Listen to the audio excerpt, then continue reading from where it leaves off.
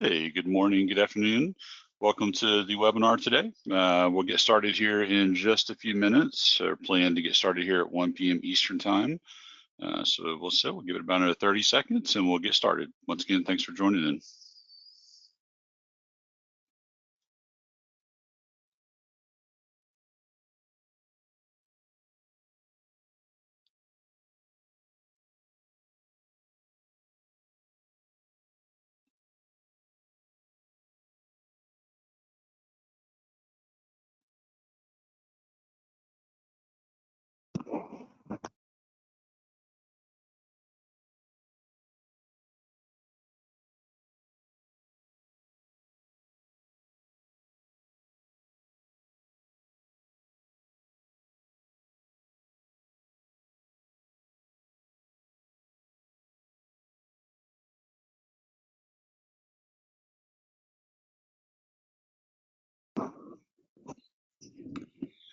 All right, perfect. Let's go ahead and get started. Quick introduction for anybody that's not familiar with GoToWebinar. You should see a little menu on the right-hand side. For the webinar, to keep the background noise down, because we do have quite a few people here in the webinar today, the microphones are muted. So if you do have any questions, we do ask that you post those in the questions area on the right-hand side. There will be a few polls as well that come up throughout the meeting or throughout the webinar. Feel free to participate those if you want to. I'll mention this as well when we get to this part of the presentation, but when we get to it and you do get a poll, if you do make any answers, we'll be sending you a report, basically a scorecard. So like a little bit more on that here in just a moment. Perfect. Well, today's topic that we're going to be talking about is basically taking control of projects. So as you see in the title, going from chaos to control, managing projects without losing your mind. So we want to put together this webinar really to talk about some best practices that's happening, that we see in the industry. D-Tools, we've been around for quite a few years now. It's our 27th, almost 28 years now that we've been around. I personally have been with D-Tools now for about 20 years and I've had the opportunity to work with thousands of integrators over that period of time. And when we say integrators, we're primarily working with low voltage contractors. So that's AV, security, networking, fire, so building automation as well. But really, those are kind of the core markets that we're focusing on. And since we're talking to integrators day in and day out, we certainly get to see a lot of, what good looks like, also what bad looks like. And we've also kind of picked up some best practices too from being at a bunch of industry events. And once again, just connecting with people like you out there every day. Like I said, quick background on us as a company, been around 28 years. We've also helped over 8,000 integration companies worldwide. So by far the leading software platform for the industry. We also have a huge product library and also hundreds of vendors as well participate in our platform. But today's webinar isn't going to be really focused just on D-Tools. I mean, D-Tools, we will, of course, bring up a few things related to it, but the whole idea is even if you're not using D-Tools and even if you choose not to use the D-Tools platform, there's still some takeaways that you can that are good to know, and we'll talk about those here today. So go ahead and dive into the thing. So as far as like what we see today, like the reality of current workflows, we'll kind of talk about some of these here briefly. One of the big things that comes up quite a bit is really companies have multiple tools to get the job done, but they're all disconnected. So nothing is talking to each other. There's a lot of double, triple entry happening throughout the process, which is obviously a time waste, leads to mistakes, a lot of problems. But I would say the most common thing we see is Excel. Right? I would say that's when people ask, hey, who's your biggest competitor software wise? Jokingly but true, it's Excel. So a lot of people using spreadsheets, using Word, and different tools. Once again, tools designed for specific tasks in the process, but nothing that really ties it all together. So that's a common issue we see across the industry, which is ironic because this industry, a lot of us are, our goal is to integrate systems together for our customers and provide a solution. And a lot of times from a business perspective, that takes a backseat. Some other things too, as we talked about, with this process of having multiple different tools, there's data being entered multiple times. You think about, your estimating tool, then you probably go and put together a proposal. If you do drawings at some point in the process, you're putting more information in there that you've already put in the other areas, work orders, invoices. So a lot of times data is usually entered in or touched on average about 5 or 6 times throughout the part of a process. And then that doesn't even account for changes that are going to happen too. So a lot of duplicate entry. Inconsistent documentation. Now, naturally, this is going to happen too with disconnected systems. You're going to have a bill of materials for a project. You're going to build drawings. You're going to have work orders. And when changes happen, that means you have to go back, as we've talked about, make those changes in multiple places. So that does lead to some inconsistency in your documentation. Another big problem too is estimating. We'll talk a little bit about this today. I know that the idea here is taking control of projects and efficiency, but in order to get that project, you have to be able to estimate accurately and also in a timely fashion to stay competitive in the industry. So we'll touch on that a little bit today as well. Another big problem too we see, inaccurate pricing. Now, pricing is certainly settled down. The price changes are settled down from what it was a few years ago, which is good, but price does change frequently. And it's very easy to, especially with the whole tariff thing too going on as well, that leads to pricing inaccuracies. And so no need to, margins are already thin on equipment as it is, so no need to lose margin unnecessarily. So we see that quite a bit, and people losing money left and right on projects there. And lastly, I'd say another big area which we'll kind of touch on a bit today is really, as we talked about before, nothing's really centralized, which ultimately with that, mistakes again happen. Having to eat unnecessary costs. We missed a part. We forgot to calculate this type of labor. The customer made a change. We forgot to bill them, or we forgot to put that into a change order and get it signed. So once again, all these things that lead to a time waste and lost profitability on projects. So, so some of the things that, some of the costs that come behind some of these problems. Now, to be honest, there's way more than these 4, so I can't fit them all onto one screen. But I would say I was trying to think about, okay, what are the things that we're seeing? I would say in the last 12 months that comes to us as pain points, or really kind of just ultimately cost of these inefficiencies. So one is proposal delays. Obviously, the market's still competitive. People are busy. And when somebody reaches out to get pricing, the first one back to the customer obviously has a slight advantage. Now, of course, when you send that to the customer, being fast isn't always the best. You want to make sure it's accurate, which is not, so it can't be just either one. It's got to be both, fast and accurate.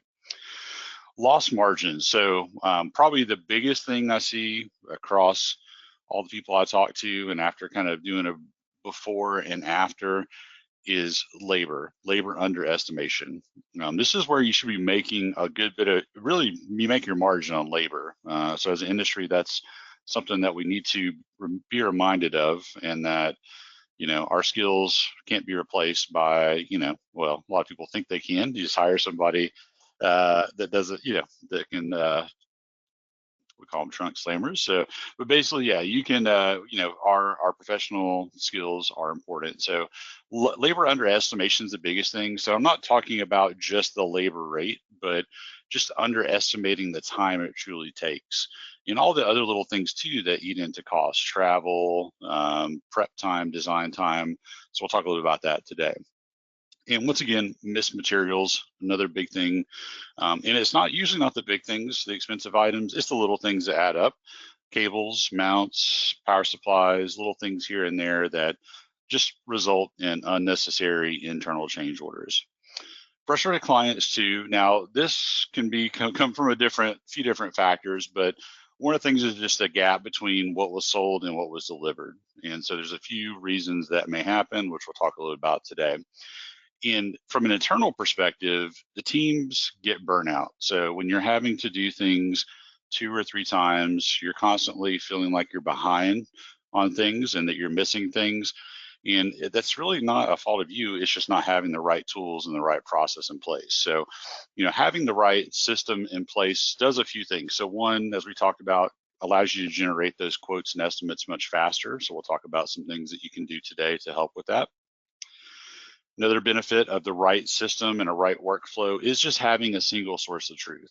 Having everything in one place that's not only stored in one place, but is also interconnected when change is happening. So not having to go make that change in 5, 6 different places every single time. The other thing too is just built-in accountability. Mistakes do happen. We do, forget things, but the big thing here is really just knowing what we changed, who changed it, and why we changed it. And so based on that, we have accountability, and that also will lead to lessons learned. So we can stop or at least lessen the likelihood we make those same mistakes inside the future. And of course, the opposite of a burnout team is having a happy team. So when somebody feels like they're at the end of the day, they feel like, you know what, I got a lot accomplished, I excelled, I did the best I could. And if you have the software and tools in place to support that, that leads to morale. And that also leads to people sticking around too, which kind of is a little side topic too. I mean, that's one of the big challenges too in the industry is finding help, right? So if everybody down to the install team, finding technicians is a chore these days. Everybody's looking for skilled, good quality technicians. Making them happy, making it where they look good and they can get their job done efficiently, giving them the tools for that makes a huge difference. So let's talk a little bit about what the project journey looks like. Now, of course, there's a lot more steps than this. I could probably put 40 dots on here, but trying to keep it fairly high level as we go through this. Now, starting a little bit from the opportunity stage, what I'm going to do is we're going to talk a little about what good looks like, what we see good, better, and then best. Like what's the ideal companies that are running efficiently, high profitability, everything's firing on all cylinders. And this is where this part of the webinar is going to be interactive for you. We're going to have a poll come up for each one of these steps of the journey. And this is optional. If you want to participate, feel free to respond. But the idea here behind this is with your response, be honest. And then we have a scorecard that we'll send you as well after the webinar if you choose to participate and are curious about this. The whole idea is not to make anyone feel bad about things. If you're lacking, you probably already know it in certain areas, but this does help make it more of a black and white thing. It's not just a gut feeling. You can say, hey, look, we are struggling in these areas. What can we do about that to help? So talking a little bit about good. So from a basic standpoint, from an opportunity, having a CRM system of some level is important. Now, it doesn't have to be a full fancy program like Salesforce. It can be basic, but at least a centralized place where opportunities are tracked. And at minimum too, one of the things you want to do is certainly track your lead sources. It's good to know where your opportunities, where your money's coming from. So hopefully most of you are doing that. And then also as a part of the initial discovery phase with the customer, make sure you're capturing at least basic site details, snapping photos, understanding what the customer is looking for. All of that should go into a centralized CRM system. Now, better would be taking it up one level and introducing a software or application out in the field for doing those initial site visits and meetings with the potential customer. So a good tool will allow you to basically define the scope a bit further. You could add locations, take photos, make notes. And with that, you should also have some level of an intake form. What are some common questions or things that we need to gather from this potential customer and bring back to the team? And that team, may be a team that's going to do the engineering design for you. Depending on the size of company, that may be you. But as you know, if you go and do a couple of visits a day, you get back at the end of the day and you're like, okay, wait, what do we talk about? What am I doing here? So obviously having some type of repeatable process where you take that and have a place to track and manage that is really important. And then best, so taking it one step further, if you have a tool out in the field that can not only help you gather those things, but also build a budget. One of the things that we see, quite a bit is, hey, I go out, I get the customer's information, we go back, we build, we spend hours building this nice looking quote or proposal. I give it to the customer, and they ghost me. And so one of the big reasons for that is a gap between what the customer has in their mind as a budget and what you think you have is, what the budget would be. And so, of course, everybody, for the most part, customers have no idea what these systems should cost. And so, they have no frame of reference. And so having a tool that allows you to, while you're walking the site, ask questions, drag and drop things in, and actually start getting a budgetary number together. And once the system is set up properly to do that, you can get pretty accurate with it. But it does force the conversation of budget, and then that way you can, oh, okay, I thought this system's going to be $200,000. Customers thinking 50,000. So now we've got a gap. Let's talk about how we can address it, how we can value engineer it, and set expectations. So, like I said, a good port, as far as the opportunity goes, having a good tool or solution in place to do that is really important. So for the poll part of this, let me go ahead and I'm going to drop this in here. Hopefully this works as expected. So little poll's going to open up here. I'm going to give everybody about 10, 15 seconds. Once again, for those that want to participate, this is not public, so you can't see, each other's answers. But if anyone does, as people respond, be happy to kind of share where everybody's at as far as how people feel about their part of the process with this right now. So once again, a little poll there. Feel free to respond, post in there. We'll give it another 5 seconds or so, and then we'll go ahead and close it out and move on to the next topic here. So, and it seems so far, I mean, for what I'm seeing from the results here, most people would say that they feel like they're in a good spot, which is good. So we've got some that are in the better.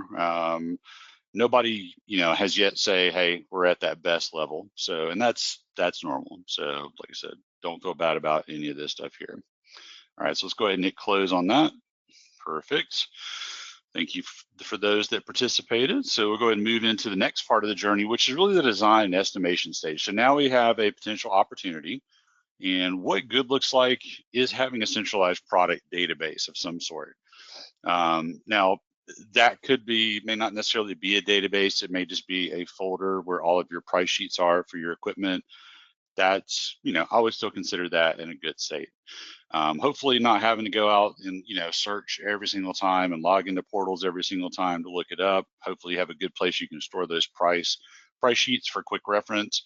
But obviously if you have a product database, that is ideal. Just makes it easier to access, easier to maintain. Now, if you are doing pre-sales drawings, having some standardized symbols out there, depending on what industry you're in, if you're in the AV industry, there's the J standard out there, which is adopted really by CEDIA and Infocom.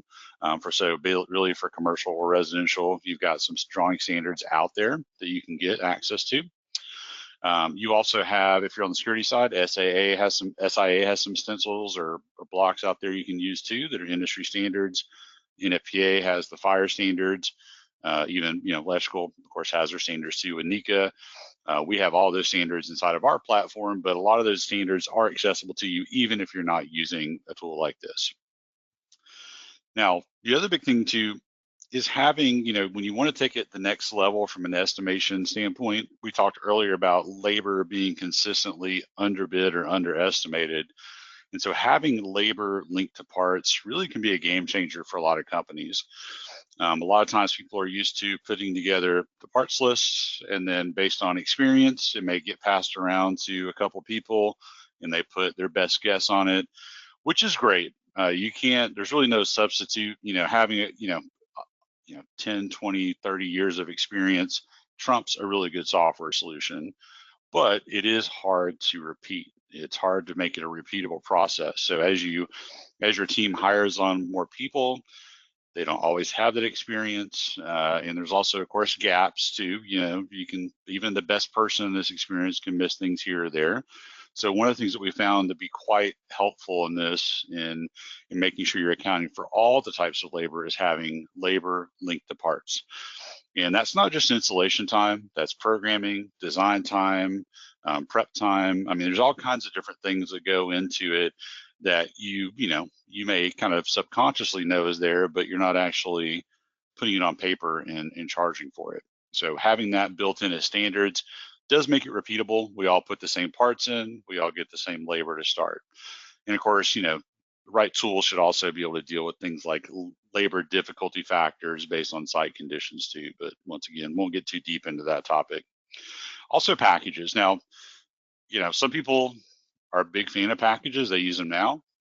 Some people are like, we always do custom solutions. We never use packages. Well, there's always some standardized solutions you can have ready to go as a starting point, as a template.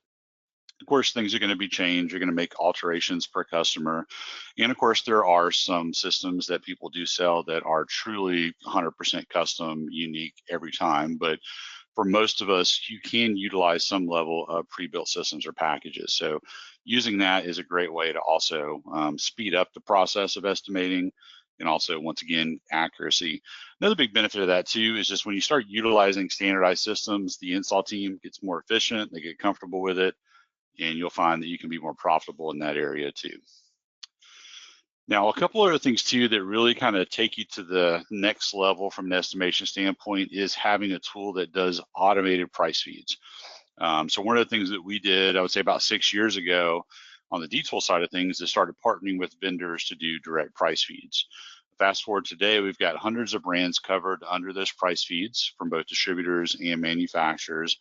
And that's been, like I said, a game changer for a lot of companies. Every night, the pricing gets synced up. We pull down the latest cost into the system. So you're confident that when you're putting some numbers on paper, you know what your true cost, what your true margin is. And with those price updates too, getting automatic checking of the BOM. So anytime you go to present the proposal, making sure that price is still accurate from when you started it, that's also key.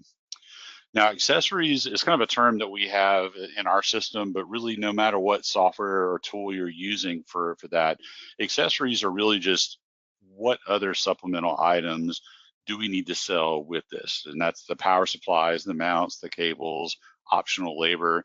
So having those in there, once again, just make sure the little things don't slip through the cracks, and we're always accounting for those as we go through it. And then I would say another, best practice too is, if you can, having a solution that integrates the bill of materials with the drawings is a huge deal. That allows you to draw it or design it, lay it out first, and have your BOM or estimate built based off of that. And of course, changes and revisions that happen, once again, reflect across all the documentation in there. So let's go ahead and let's go through another poll out there. Now that we've talked a little bit about design and estimation. Like I said, don't be shy. Feel free to jump in there and tell me kind of what you vote on where you think you're at right now with your current tool sets. And like I said, no right or wrong answer. But yeah, let's see. Okay, good. So getting some good feedback on this one too. So looks like people feel a little bit better about this part of the process than the opportunities, which is good. So that's good to hear. Excellent.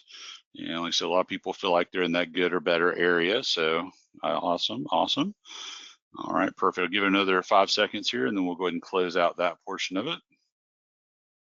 Okay. All right, perfect. Okay, so let me go ahead and close that out. Last call. Okay, perfect. All right, so now the next part of the journey is, okay, we now have got our numbers together, and now we're going to take it into, the quote/proposal. I say quote/proposal. Some people use the term interchangeably. I kind of envision a quote as more of a, a little more simple, straightforward. We're listing out what we're selling. Has maybe a scope, parts list, and price, and of course, some contract details. Proposals, tend to be, I think of those will be a little bit more graphical, have a lot more information like about the company and a much more detailed scope of work, maybe some references. So, having some branded documentation, of course, is, should be the bare minimum. I think everybody's probably doing that. You at least have a quote or proposal template you're using with your company information and logo and stuff on it. It's a pretty basic stuff there.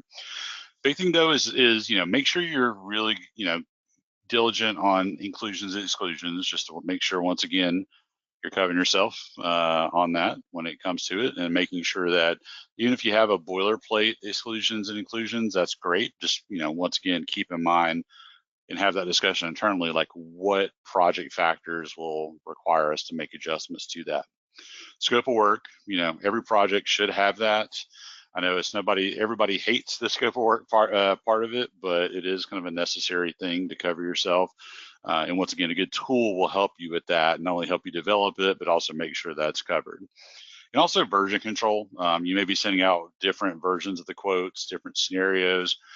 So just have some way, even if you're doing a Word doc or a PDF, just make sure you're numbering it every time you send a version, so you have something to reference back to with the customer. So once again, all pretty basic stuff on the good side of things. Now, the next stage would be showing customer optional and alternative solutions. And this is one thing that in our platform, we allow you to show options, which is, hey, you could add this if you want to, and this is what the price would be. And we also present alternates, which are basically upgrade or downgrades to the solution you're presenting. So it's sometimes nice to show customers options, whether they're asking for it or not. Hey, we're going between a 70 or 85-inch display in this room. Hey, we'll show you both options here. But it does give you the ability to present some upgrade options, which is nice. So that's definitely something we see as a good best practice here. E-signatures, I think a lot of people are definitely moving more and more to this. Not quite as many people, doing the old school paper and pen thing, but e-signatures are great. Gives you a quick way to send it out, get quick turnaround time on it. And also, everybody's on their phones these days, so it's good to be able to review and sign off on something electronically. In revisions, we talked about the version control earlier, but also, ideally, if you have a software solution, that should have change logs, so you know what changed from version to version. So once again, we have that accountability. We can also explain to the customer what's changed between each version, and once again, just nice, clarity for both sides here. Now, on the best category, I put client action notification. So when you're sending out documents, especially for review or signature, knowing when the customer looks at it is great, because A, they got it, and then B, you can set your follow-ups based on that. So that's something that we've got implemented in our solution. And once again, a lot of great feedback on that capability.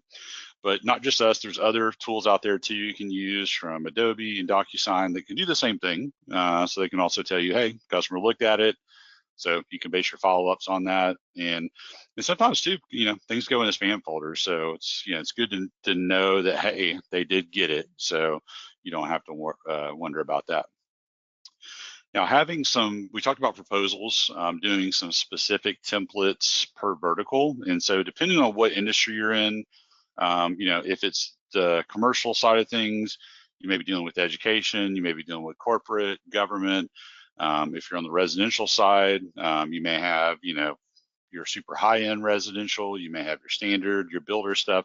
So having templates and documentation branded and really tailored to those versus a one-size-fits-all is another best practice too that we see a lot of companies do. And of course, having a tool that can support that easily, so you're not having to manually adjust those every time, would be the best.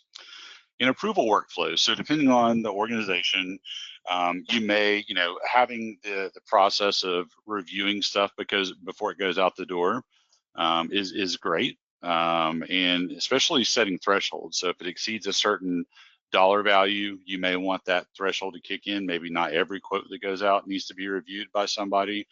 But if it's a certain size dollar amount, or maybe if it falls below a certain margin target, you should get notified, and there should be a process in place for at least somebody else to put their hands on it to make sure we didn't make a mistake. And also, once again, just give us the thumbs up on it. So for this part, for the quote proposal, just like before, I'm going to go ahead and do the poll here. Let's go ahead and post that and give everybody a little bit of time here to respond to that. So yeah, just let it, feel free to answer, where do you feel like you're at right now in this part of the process? And like I said, I think a lot of people, I would say on average, in that good, better, best, once again, is quite common, but do have some people that feel like they're killing it and they're in the best part, so that's good. Okay, excellent. I'll give everybody about 5 seconds or more to respond if you want to. And for anybody that did respond, if you're curious, we'll send out a just so you didn't, I was going to do a handout, but I think we're just going to, anybody that responded, we should be able to track responses and send you a scorecard. If for some reason that doesn't work properly, we'll circle back with you, but that should capture that, and we can give you a personalized scorecard on everything. All right, closing it out. Thank you. All right, so next step in the journey, as you see here, is engineering. And when we're talking about engineering, this is where we get into the deeper drawing types of things. Now, depending on the industry and the type of customers you're working with, you may not need, full engineering sets for every project, or maybe any projects. But if you are doing some level of drawings, and we say, floor plan layouts is probably the most common, elevations, which would be, side views, front views, rack risers, things like that. Wiring diagrams, that's where you get down to the input output level and show how the system is wired up and connected. And of course, having a submittal package. So, giving the customer user guides, cut sheets, anything else that may be a requirement for that project. So a lot of people are, you may or may not be doing drawings for all or even some of your projects, but if you are, you're probably doing some level of those drawings there and have those in there. So one of the, kind of taking it one step up would be making sure you have unique IDs or, codes or numbers on every piece of equipment and really every cable on that drawing. It's one thing to know, okay, what the manufacturer's, the manufacturer model number is, but having unique code or ID on every piece of equipment on that drawing is a way to reference it, across the team, especially on the install side of things. You may have 5 of the same SKU in the same room. Let's talk about exactly which one we're talking about, which will also tie back into something we'll mention a little bit later on the service side. So, if you can, now, if you're doing this manually, it is a pain. So I understand you may not be able to do this on every project, but having cable numbers on the drawings and equipment will pay dividends, especially for bigger projects. Also, revision control. So just like the quote or estimate we talked about earlier, making sure that you have a way of tracking revisions so that way you can go back to them and also compare them on what's changed throughout the process.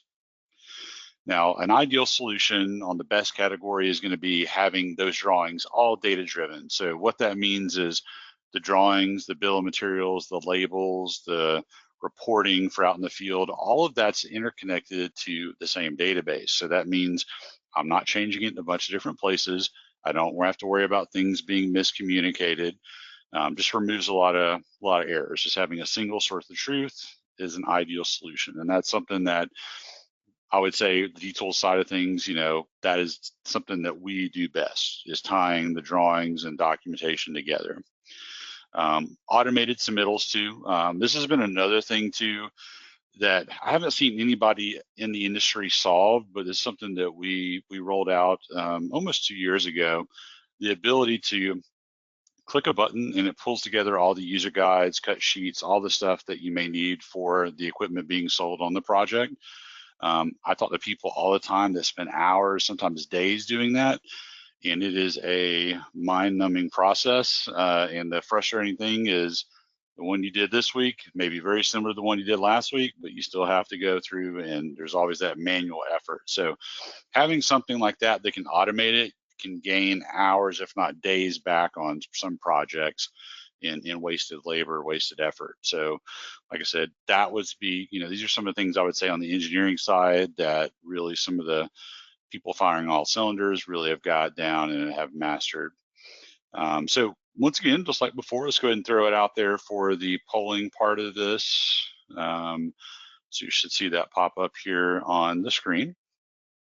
And after this, we will be diving into procurement.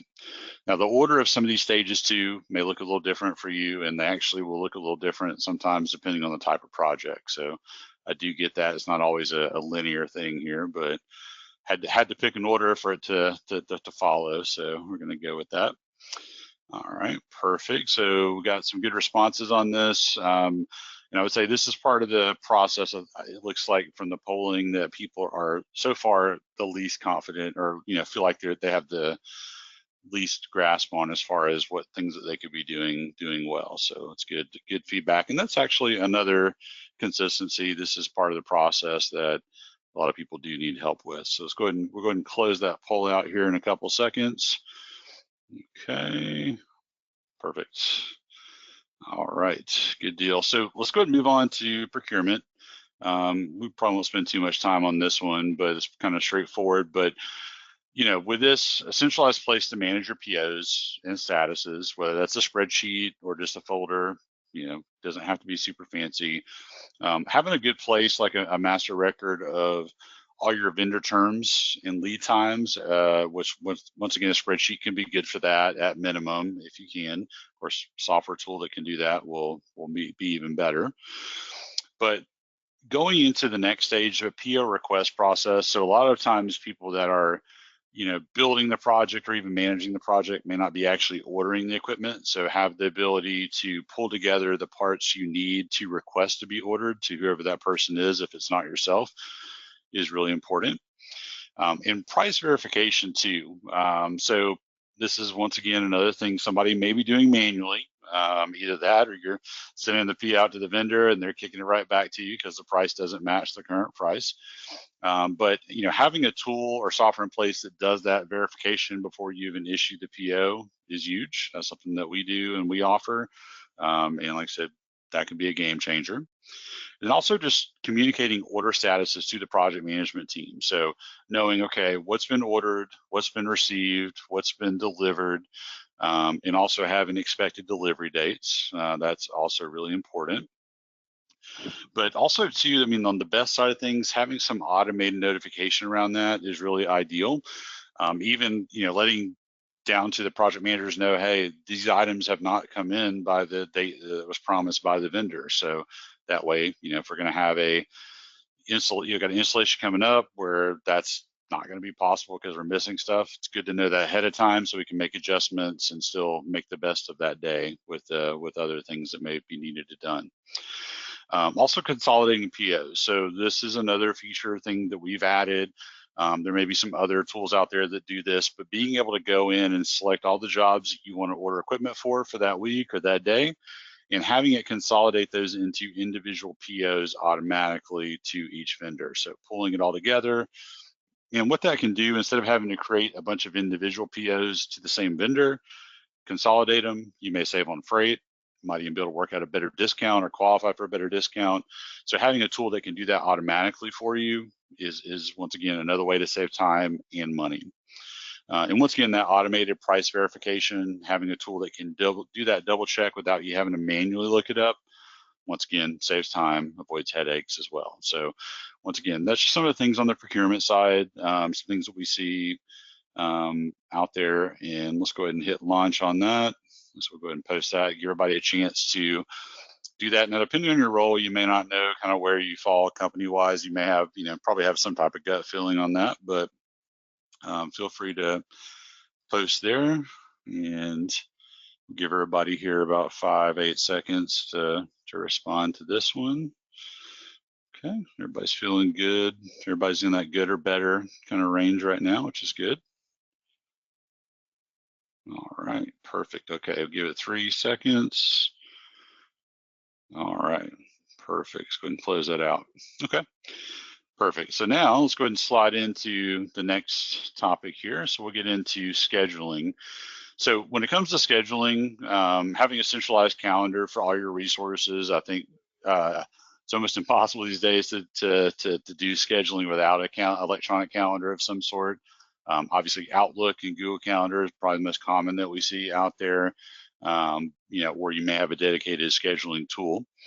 But minimum, have a place for all that centrally managed, a place for daily tasks. Those daily tasks could be, for some people I've seen just emails sent out with text.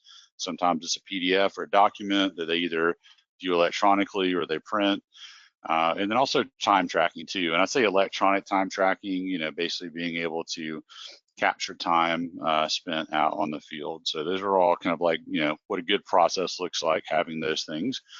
Now, a better process takes it up a bit and have the ability in some form or fashion to capture site photos with notes. So before install, during install, post install, a place to capture problems or issues, having that all there. Conflict notifications, hey, we're having a problem in the field, a place to message, a place for that to be done centrally. And ideally, that should be a field application dedicated for the field. So having a tool designed specifically for technicians that really shows them everything they need to see, and then also, of course, importantly, anything they don't need to see that's not relevant to them or that may be sensitive. And so having a good field application out there that can capture these notes, these photos, post updates, do your time tracking. Once again, that's what better looks like. Now, best is going to be, having a mobile application, once again, dedicated to the field so you communicate with them, but also having things like checklists built into it so they can actually go through and check off the equipment that needs to be done. That's also tied back to maybe any drawings or other documentation there.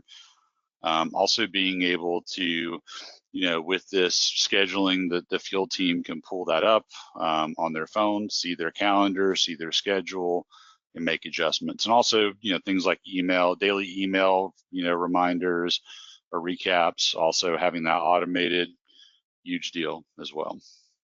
So on scheduling, just like before, let's go ahead and throw out the poll there for that. And we'll go ahead and give everybody a few seconds here to respond to that and post kind of where they feel they're at with that. I feel like a lot of people are probably, probably have a pretty good grasp on that. I mean, at least on a good perspective. But others, like I said, don't have a good, at least a place to drop photos and notes back, even if it's just an email back to the office, then you can do that. Okay, we'll give everybody here a few more seconds.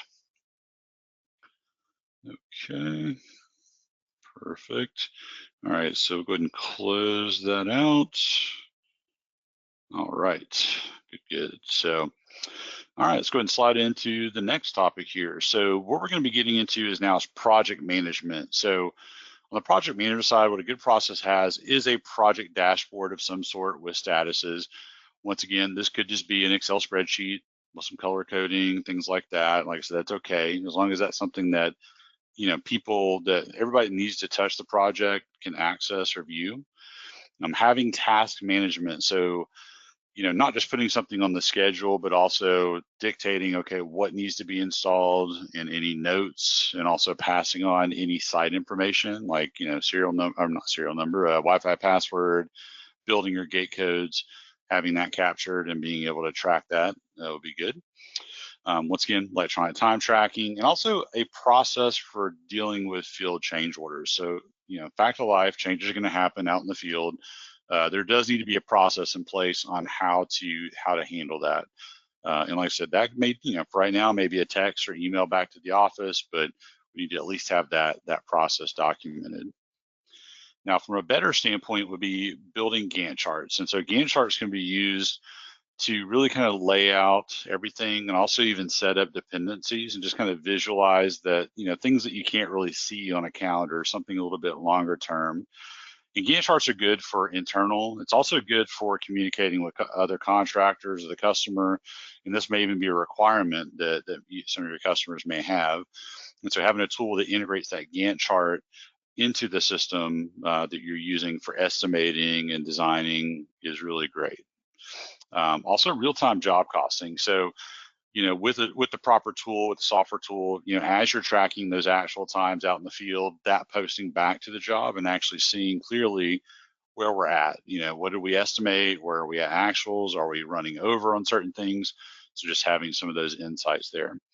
And also electronic field change orders. So going back to an application out in the field, the technician making it the easiest possible for them to document some parts or labor that was used outside the scope. That's going to guarantee you we capture those if you make it easy for them to do that. If it is a very arduous, painful process, I guarantee you they're not going to always do it. So, or they will quote unquote forget. So automated change orders. So, with this, and this is really, beyond just field stuff, having a solution or tool that once a project is approved locks down the bill of materials. So at that point, if we do have changes that happen, having a proper tool, like one of the things that we do in the DTOL system is when you go and make a change either to a drawing or the bill of materials on an approved job, it's going to prompt you to create a change order. And it's going to ask you, is this an internal change or is this a customer requested change? And that way we can track, who needs to approve it and what that process looks like, and also know how the numbers are going to get impacted on the job. So if it's an internal change, we're covering the cost on it, so our cost gets impacted, but the sell price or contract price stays the same. If it is a customer change, obviously we want to pass it on to them, but we do want to get their approval before we bill them and order that equipment. So having a good formalized system to track change orders is huge. And like I said, that can be the difference between a really good job when we sold it, and at the end you're looking at it, it's like, wow, okay, margins aren't so good on that one. A lot of times it's these change orders. That's where it creeps in and starts eating away at it.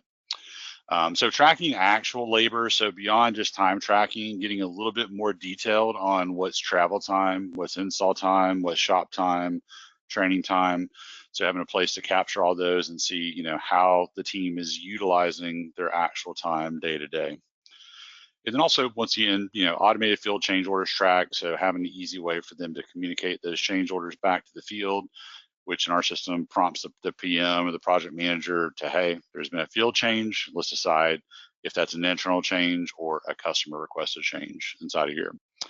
So let's go ahead and throw this out here on the poll side of things. Go ahead and hit launch, post it out there, give everybody a little bit of time here to respond on kind of where they're at, where they feel they're at right now.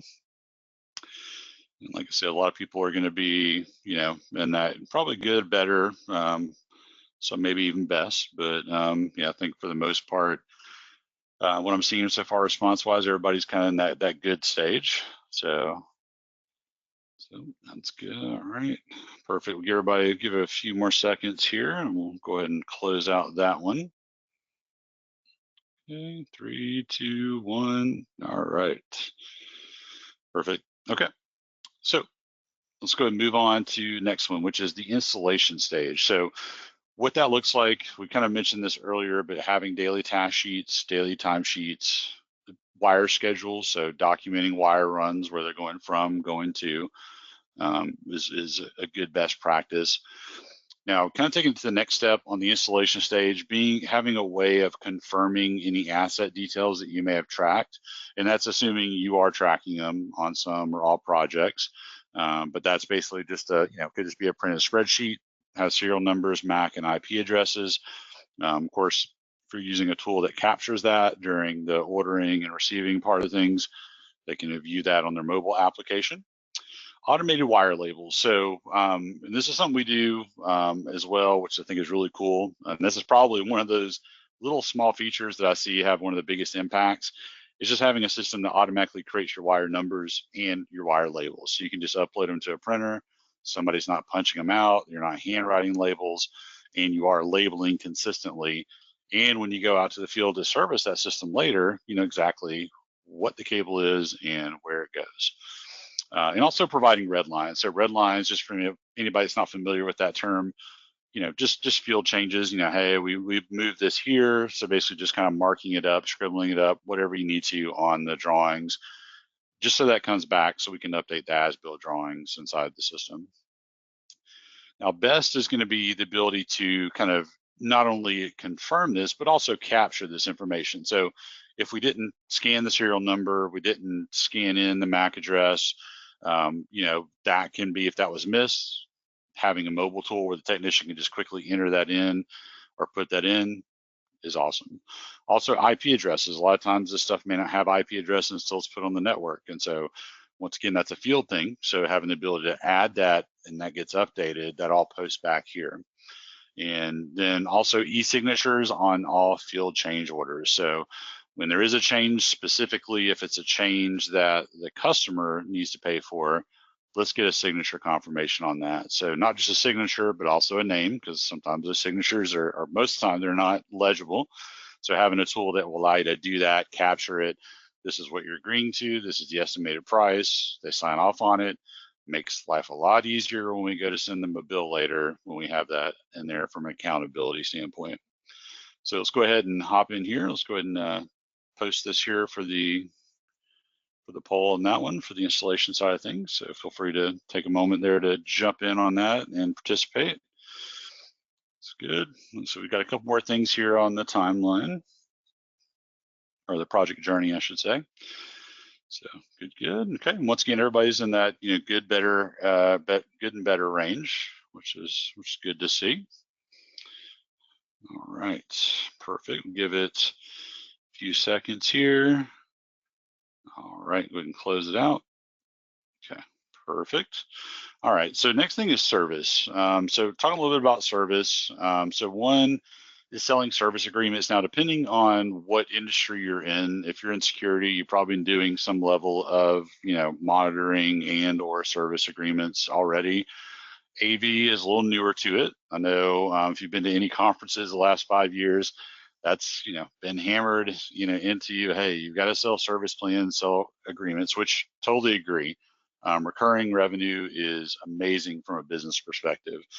So selling those, and once again, doesn't have to be anything fancy, but at least have a way or method of doing that. Also, having a formal service platform is ideal, and in one ideally that treats service like service and not just like a project, because they're not the same.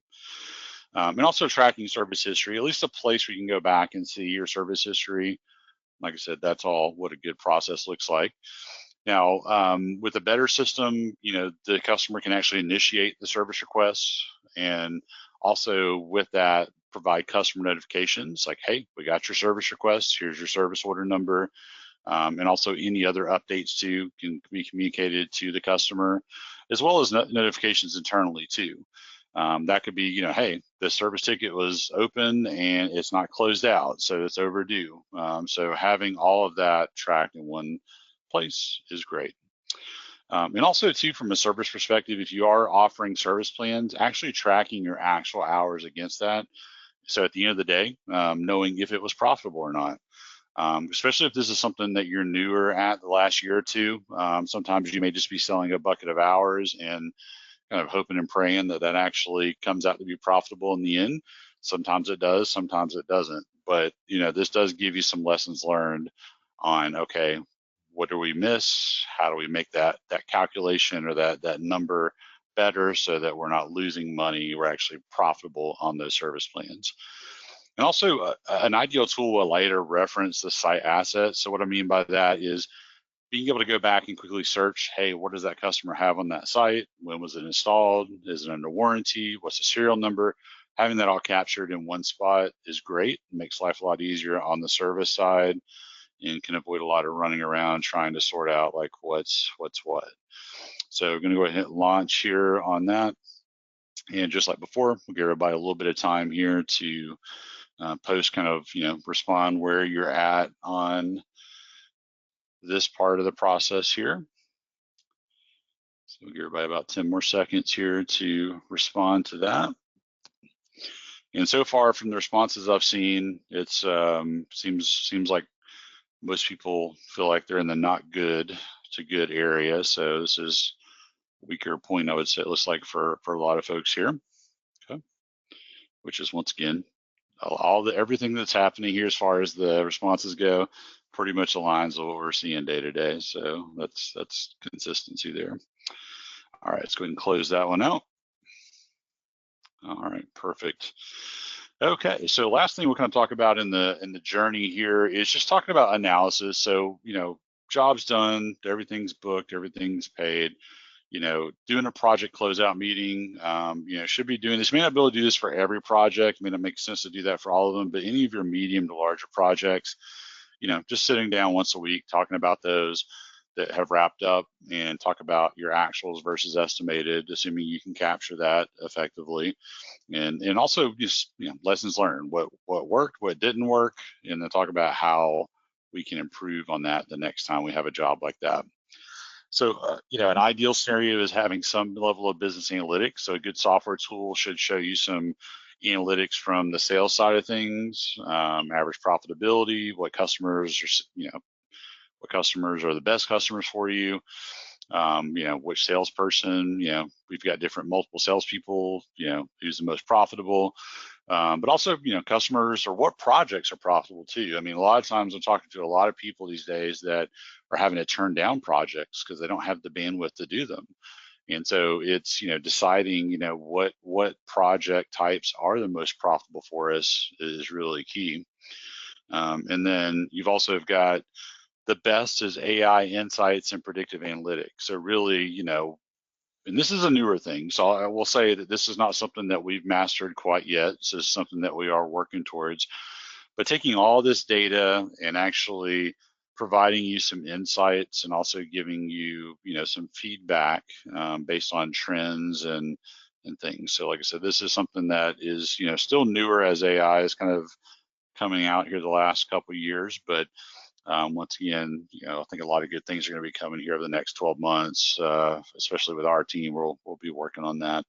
So yeah, we've got the poll posted there. I'm going to jump in and respond to that. We'll give everybody here about 10-15 seconds on that.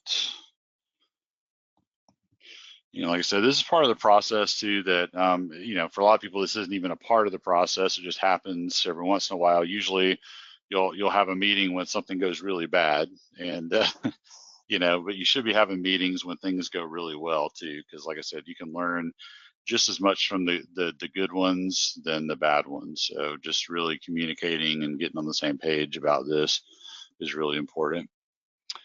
Okay, perfect. So go ahead and close that out. Okay, thanks everybody. I know there's a lot to participate in, but I think this will be helpful here for everybody. So a couple things to kind of finish off on here. So having the right tool, we know we talked a lot about benefits and things.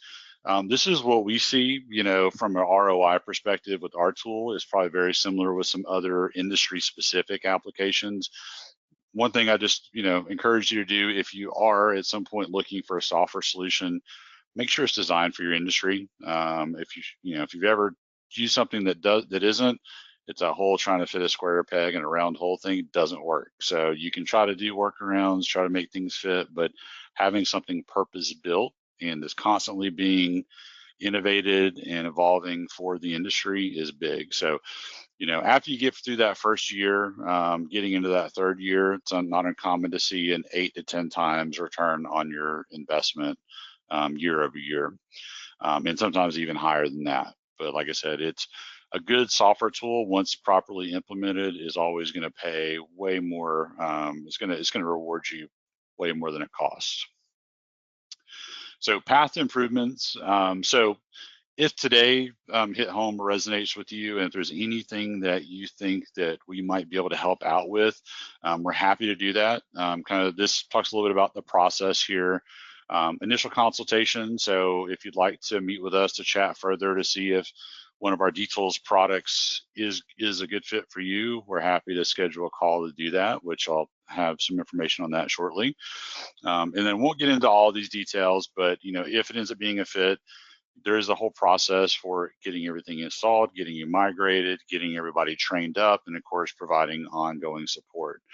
And people that we have on our team that do this, most of them are from the industry. A lot of them were users of our platform over the years that they love it so much they wanted to help out new customers. So like I said, we've got the background not only in the industry, but also on the software as well.